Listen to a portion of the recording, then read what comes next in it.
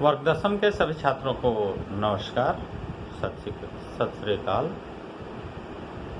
सभी छात्रों से मेरा नम्र निवेदन है कि जो भी वीडियो आप लोगों के वर्ग का बनाया जाता है उसे ध्यानपूर्वक देखें और सुनें। सुनने से आपका ज्ञान वर्धन ही होगा, कुछ घटेगा नहीं। तो ज्योग्राफी के लेसन 4 का हम लोग अध्ययन कर रहे थे। इसके पहले 3 वीडियो हम लोगों ने अपलोड कर दिया है ज्योग्राफी लेसन 4। आज हम लोग जो चर्चा कर रहे थे पिछले पार्ट में कृषि में संस्थागत परिवर्तन पर, उसमें थोड़ी सी चर्चा हम लोग कर लेंगे। संस्थागत परिवर्तन जो कृषि में किए गए, इसके लिए नई नई खोजें की गई। आकाशवाणी के द्वारा किसानों को जागरूक करने का प्रयास किया गया। किसानों को नए नए खाद बीज का प्रयोग के विषय में बताया गया। सिंचाई के साधनों का प्रयोग किया गया।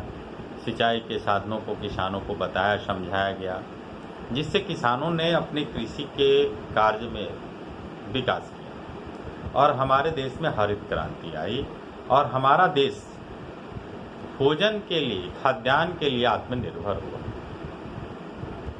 इसमें महात्मा गांधी के आध्यात्मिक गुरु विनोबा भावे का बहुत बड़ा योगदान है। आज़ादी के बाद विनोबा भावे ने अलग अलग राज्यों में घूम करके भूदान आंदोलन, ग्रामोदान आंदोलन के कार्य को किया, जिसमें किसी से उन्होंने जोर जबरदस्ती नहीं की और बड़े बड़े भूपतियों के पास जाकर उनसे दान में ज़मीनें ली और उसे कृषकों के बीच वितरित किया। इससे भी कृषि कार्य में परिवर्तन आया। परंतु इन सभी कार्यों के बाद कृषि में राष्ट्रीय रोजगार की जो वृद्धि होनी चाहिए थी, वह नहीं हो पाया, क्योंकि 1951-52 तक भारत में कृषि पर रोजगार की निर्भरता जो थी 52% थी। परंतु वह धीरे धीरे घटते घटते आज के समय में 30 से 40% पर आ गई। अब इसका मुख्य कारण है भू निम्नीकरण, भूमि का अप्रदन, उर्वरा शक्ति का ह्रास, भूमि की कमी। अधिकतर कृषि योग्य भूमियों पर बड़े बड़े उद्योग लग गए। लोगों ने कंक्रीटों की महलें खड़ी कर ली। अब कृषि योग्य भूमि का अभाव होते जा रहा है। ऐसी स्थिति में खाद्यान्न का अभाव हो जाएगा। इसीलिए इस लेसन में अंतिम पड़ाव पर खाद्य सुरक्षा पर चर्चा की गई। खाद्य सुरक्षा का तात्पर्य है देश के जो नागरिक निवास करते हैं उन सभी लोगों तक भोजन की उपलब्धता पहुंचा देना, यानी उचित मात्रा में उचित दर पर लोगों तक भोजन पहुंचाने की व्यवस्था ही खाद्य सुरक्षा है।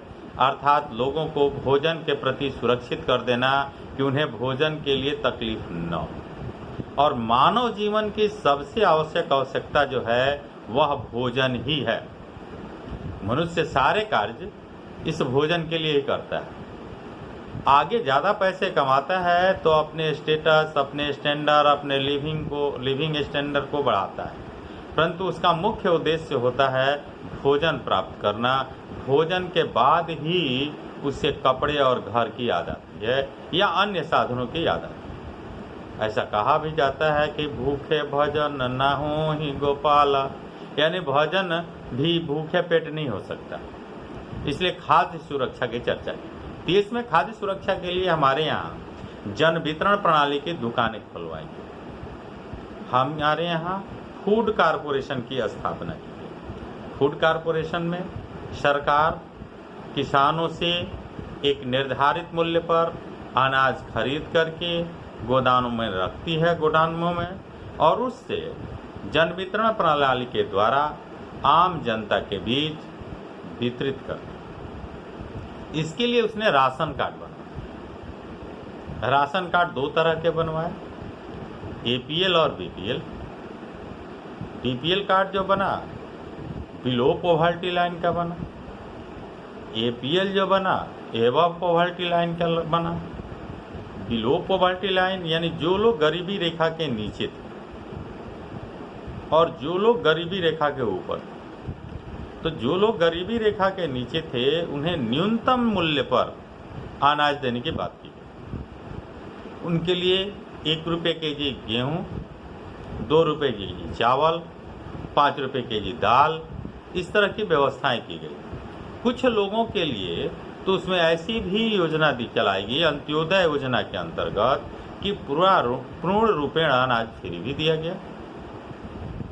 ये खाद्य सुरक्षा के अंतर्गत ही ऐसा किया गया लोगों को। इस तरह की व्यवस्था संपूर्ण देश में लागू की गई। इसके लिए अलग अलग कार्ड बनाकर यह निर्धारण कर दिया गया कि किस व्यक्ति को किस मूल्य पर वस्तुएं दी जाएंगी। बहुत पहले तो हमने यह देखा कि सरकार के द्वारा जगह जगह बड़ी बड़े मंडियों में गाड़ियों के द्वारा वस्तुओं और अनाजों की सप्लाई की जाती थी। सप्लाई डायरेक्ट रूप से किसी दुकानदार को देने के लिए नहीं की जाती। सरकार की गाड़ी अपनी दुकान के नाम से जाती थी, उस पर लिखा होता था अपनी दुकान, और उसमें मानव आवश्यकता की सभी वस्तुएं गाड़ी पर लदी होती थी। और प्रत्येक गांव में जिस दिन उस गांव का बाजार लगता था उस दिन वह गाड़ी वहां जाती थी और वस्तुओं की बिक्री होती थी। किसान, मजदूर, जो लोग भी जिस जरूरत की वस्तुएं होती थी उस गाड़ी से प्राप्त करते थे। धीरे धीरे मुक्त अर्थव्यवस्था हमारे देश में आई। मुक्त अर्थव्यवस्था के आने से ये सारी व्यवस्थाओं में परिवर्तन आया और आज कार्ड भी कई तरह के बनते थे, लाल कार्ड, हरे कार्ड, पीले कार्ड, भूरे कार्ड, और उनका अलग अलग कीमत होता था, अलग अलग वैल्यूएशन में लोगों को वस्तुएं दी जाती थी। परंतु वो सब कार्ड भी अब बंद हो गए।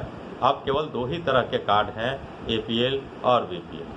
एक गरीबी रेखा से नीचे वाले लोगों के लिए और एक गरीबी रेखा से ऊपर वाले लोगों के लिए। तो इस तरह के कार्ड की व्यवस्था भी कर दी गई।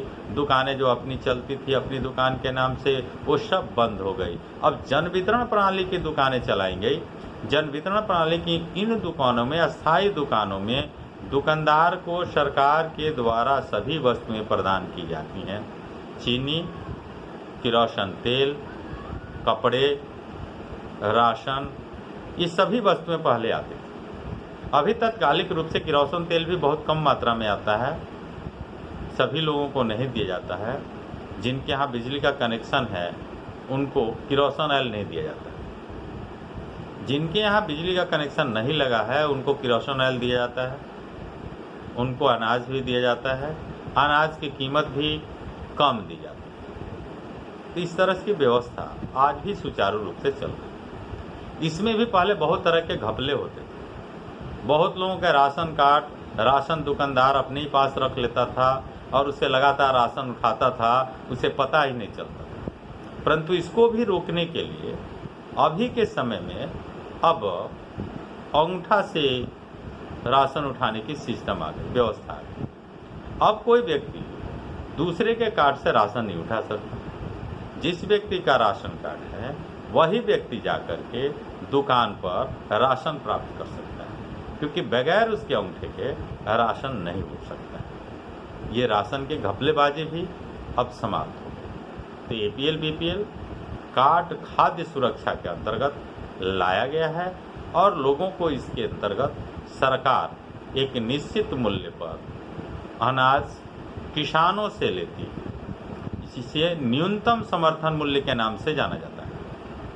न्यूनतम समर्थन मूल्य इस हिसाब से निकाला जाता है कि कृषि के कार्य में लगे हुए टोटल खर्च से 30% लाभ के आधार पर न्यूनतम समर्थन मूल्य निकाल करके किसान से अनाज खरीद करके सरकारी गोदामों में, फूड कॉरपोरेशन के गोदामों में रखा जाता है और वहां से वह राशन कम दर पर खरीदे 9 रुपये केजी हैं, परंतु उसे किसानों के द्वारा खरीदे हुए 9 रुपये केजी की वस्तुएं दूसरे बीपीएल वालों को 1 रुपये और 2 रुपये में बेच करके प्राप्त किया जाता है।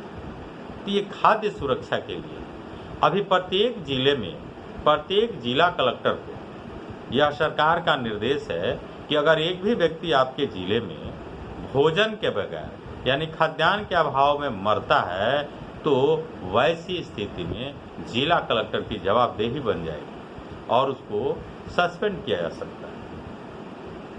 उसकी यह जिम्मेवारी बनती है कि पूरे जिले में कौन व्यक्ति खाद्य सुरक्षा के अंतर्गत है उसका निर्धारण करके उसे उचित दुकान से, जो राशन की दुकान है वहाँ से कार्ड बनवाकर उसे उचित राशन प्रदान करें। That's okay. इस तरह से ये लेसन आपका समाप्त होता है। आप इस लेसन को अध्ययन करें और जो भी प्रश्न आते हैं उसे पूछें, समझें। दैट्स